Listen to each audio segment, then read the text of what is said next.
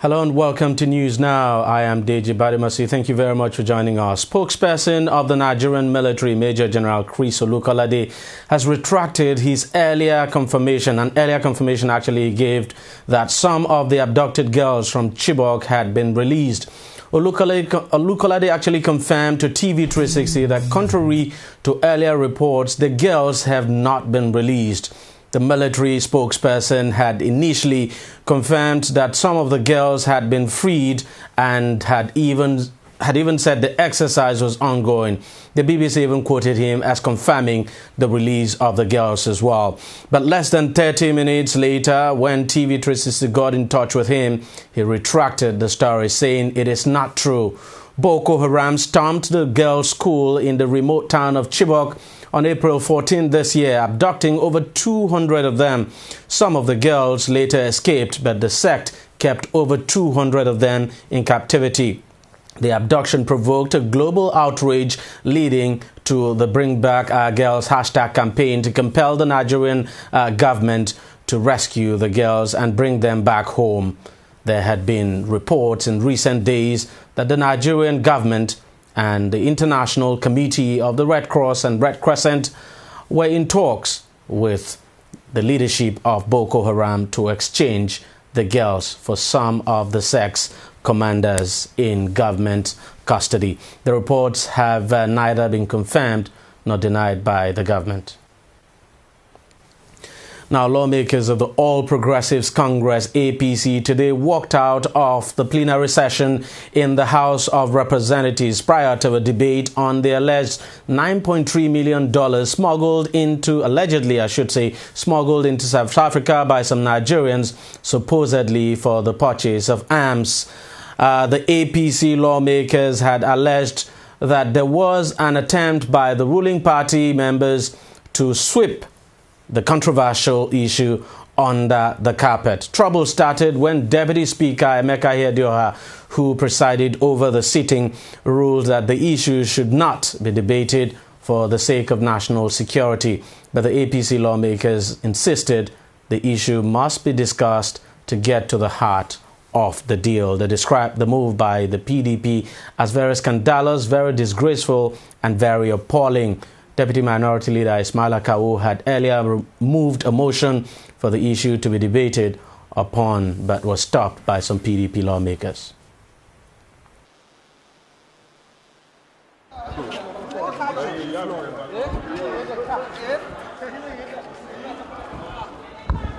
Now, experts from the World Health Organization, WHO, and Imperial College London have predicted that more than 20,000 persons may have been affected with the Ebola virus disease by November 2014, unless stringent measures are taken to cut the spread of the virus in West Africa.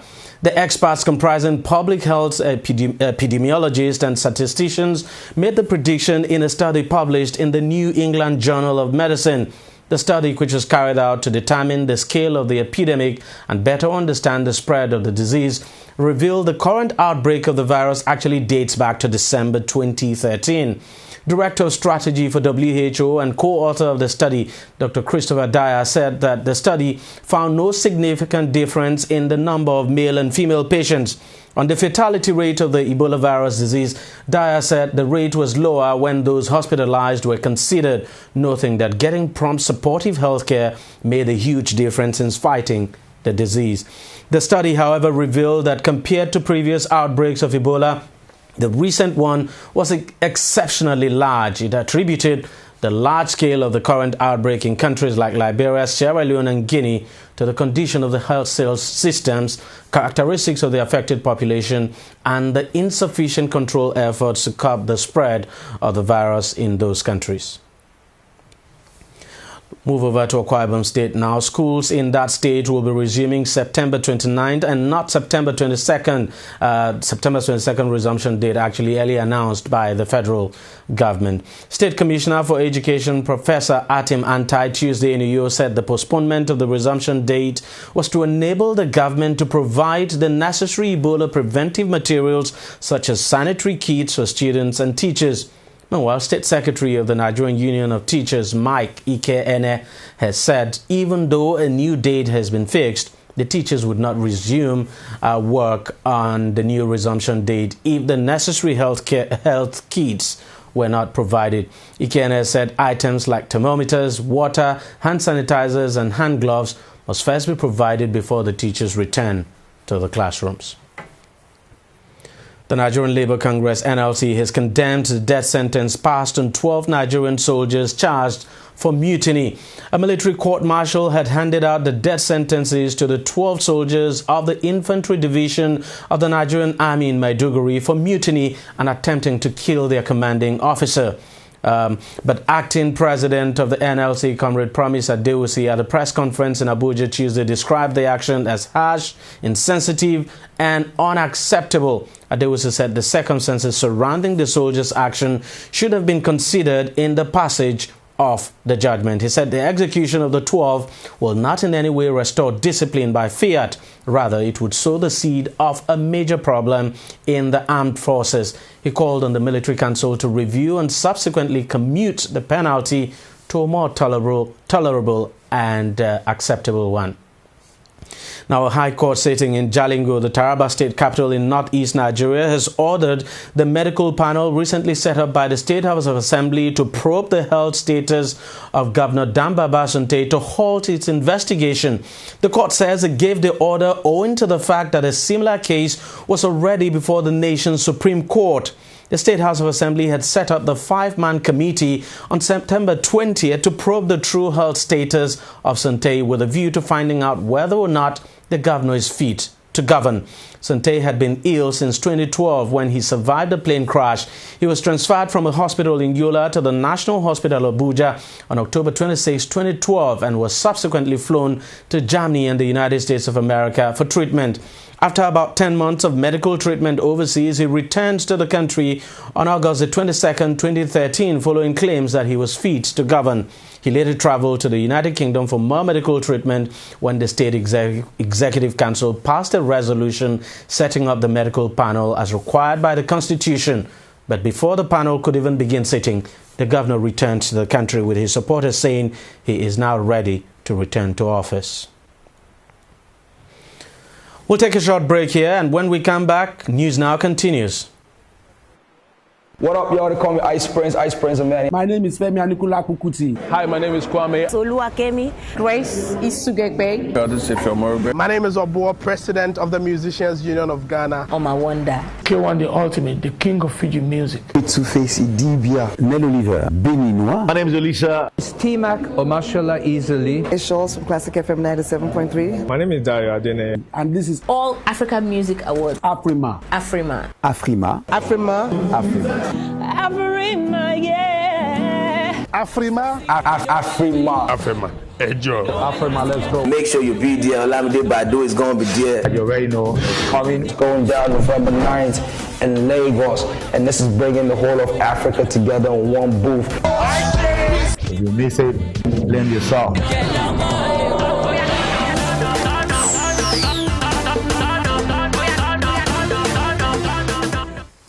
Welcome back. With the 2015 governorship elections fast approaching, general elections I should say, fast approaching, the number of persons jostling to replace Governor Babatunde Fashola of Lagos State keeps swelling astronomically, especially in the governing All Progressives Congress APC. The latest entrant into the governorship race is Adekunle Dishu. He declared his intention to run under the platform of the APC at a small ceremony today in Lagos. Dishu, while reeling out his manifesto, said he would improve on the job done by incumbent Fashola and make education free and compulsory in the state. A staff of NNPC for 9 years and 5 months. NNPC is a glorified civil service. I left NNPC in 1988, October to be precise. And I've set up a series of businesses from petroleum consultancy to finance to banking to real estate. As of today, I am an entrepreneur manufacturing sanitary pad called Feel Light for our women. What is governance? Governance is ability to manage resources and human beings and getting the best result. If you can touch, the inner strength of every Nigerian, they will give their very best to make Lagos what it used to be and better. We have been on the fence for the years. It is high time for people of integrity, people of knowledge, people of contact, who are visionary, who are aware of Lagos in those 50s and 60s to 70s. Those who have conscience that the population of Lagos has quadrupled, has gone multiple, and people are suffering. If not for the APC in the last 15 years, Lagos will have gone to the dogs. I am offering myself to the generality of the people of Lagos State to take the bull by the horn, to use all knowledgeable, experienced Lagosians and Nigerians to contribute their quota to take Lagos State to the next level. I can tell you for a fact that, the so-called Adekunle Disu, by virtue of the symbol of AKD, in Yoruba they said we are going to Alausa to 2015. Name it, you can quote me any day. I am there for the long run. As a governor, as a governor of Lagos State, I am not settling, for a post. I'm not a jobber. I'm an entrepreneur. I manufacture. I don't need, commissionership. I only need to show Nigerians that there are knowledgeable Lagosians who can take Lagos to the next level. Quote me, we will get to Alausa 2015. I don't intend to do anything different. I only need to take it to the next level. Continuity. My governor has done an Hercules task. And if you find a disciplined administrator who has been able to do so much in a period of 7 years, you can imagine a businessman like me, somebody who has worked in the federal government establishment, and somebody who has been in business for the past 26 years, to be able to take it to the next level. I have the contact overseas. I have the contact in Nigeria. I have the contact in Lagos. I have friends who are in government who have done so well, both at the federal level and the Lagos State, and we will tap, their experience. Well, there's nothing wrong in blowing one's own trumpet. We can only wish him all the best of luck. Now, the Enugu State government has declared September 25th a work-free day for President Goodluck Jonathan's re-election rally. The rally is being organized by the Enugu Movement for the Re-election of President Goodluck Jonathan, EMJ actually. State Commissioner for Information Chuks Ugwoke, in a statement Tuesday, directed that markets, banks and schools in the state remain shut until the rally ended. Ugwoke said the directive was to enable the people to participate fully in the rally. He advised the people of the state to adhere to the directive and appealed for their full participation. Well, that's basically shutting down the state for President Goodluck Jonathan. Now, the Central Bank of Nigeria has identified weak risk management framework and security issues among the major challenges affecting electronic payment system in the country. CBN Governor Godwin Emefiele, while speaking at the 8th annual conference of the Chartered Institute of Bankers of Nigeria in Abuja Tuesday, said even though the Apex Bank had moved to transform the payment system in the country in line with global trends, there were still associated risks and challenges. Emefiele, who was represented by Dr. Sarah Alade, a CBN Deputy Governor, Economic Policy, said these challenges include security issues, resistance of target customers to patronize and embrace new products, among others. He said other challenges are interoperability actually, and interconnectivity of networks, low level of card usage on point of sales, non-transparent pricing, among others. The CBN governor said in spite of the challenges, the payment system in the country had witnessed remarkable achievements in the recent past.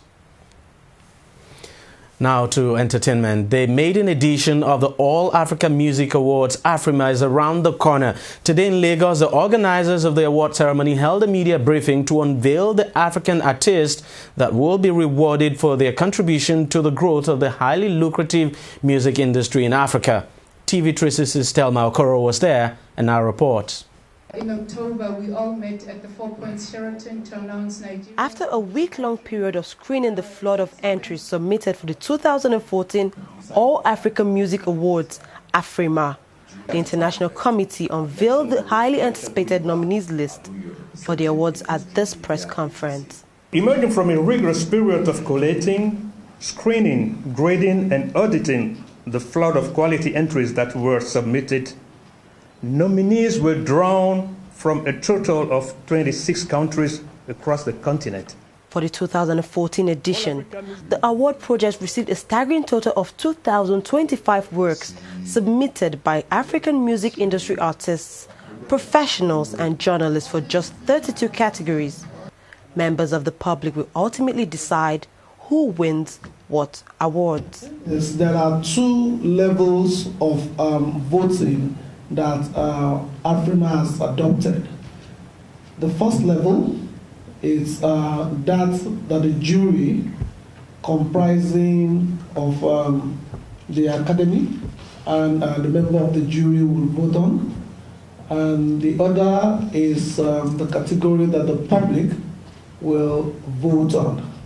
So, which eventually means that for most of the categories that will be unveiled today, the public have a 50% voting power on all of those categories. Visibly noticeable on the nominees list are Nigerian artists who dominate the category for Best Male Artist in West Africa and Best Female Artist in West Africa. Ghana, Sarkodie, featuring Castro. And the title of this song that they have been nominated is Adonai. Next is DJ Harafat from Côte d'Ivoire for the song Binche Painting. The next four nominees are from Nigeria: Dare for Special Fever, Davido for Skelewu, Flavor for Adada, and Two-Face Idibia for Dance in the Rain. The best female artist from West Africa, 6 as usual. From Benin Republic, Angelique Kidjo for Shangoa. The rest are from Nigeria, interestingly. Apparently overwhelmed by the number of entries received, the organizers say the process of selecting the nominees for the Afrima Awards wasn't an easy task. It was 19 to 20-hour days, literally, of deliberations, discussions, debates around the best and not so the best entries. So it was a very difficult process, especially because the jury was made up of 13 very experienced music specialists that were represented the 5 key regions of Africa, and also some that represented the diaspora in the UK and the US. Nigeria may have witnessed its own fair share of award ceremonies in the past, but the organizers say this particular award ceremony is one with a difference. What makes Afrima different is about the vision, the mission and direction of Afrima and the objectives. And don't forget, Afrima is an award ceremony, a project from within, not from without. It's a project that tells the story and the narrative of Africa. We are telling our own story from our own perspectives. You understand? And what equally differentiates is that we're in partner with the African Union, using that huge network to use it to achieve the objective of integration, prosperous and peaceful Africa. We want to use the instrumental music to integrate and unite our people, to know more about Africa, our land, our people. Everything you've had before now is an African award by those in the diaspora. And this is what we're doing for ourselves. As you can see, everybody on this high table today is and completely African. Artists from 84 countries and 5 regions will vie for the 32 categories at the All African Music Awards, which will reward outstanding artists for their excellence and immense contribution to African music at the main award ceremony, slated to hold November 9, 2014 in Lagos, Nigeria. Thelma Okoro, TV360, Lagos.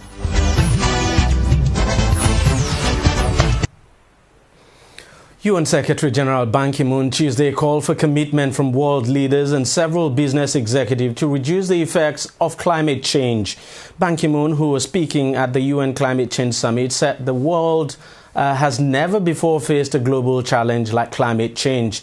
The UN chief called on governments and private institutions to invest in climate solutions designed to reduce the emission of greenhouse gases. To sports now. Portugal, the Portuguese Football Federation, FPF has announced the appointment of Fernando Santos as its new coach. Fernando spent 4 years in charge of Greece and guided them to the quarterfinals of Euro 2012 as well as the last 16 of this year's World Cup, where they lost on penalties to Costa Rica. The FPF had been looking for a new national team coach following the departure of Paulo Bento earlier this month in the wake of their 1-0 defeat at the hands of Albania, and they have now put their fate in Santos. Santos' reign will begin with trips to France in October 11th and Denmark 3 days later. Well, that's it for now. On News Now, we thank you very much for watching. We're back again later.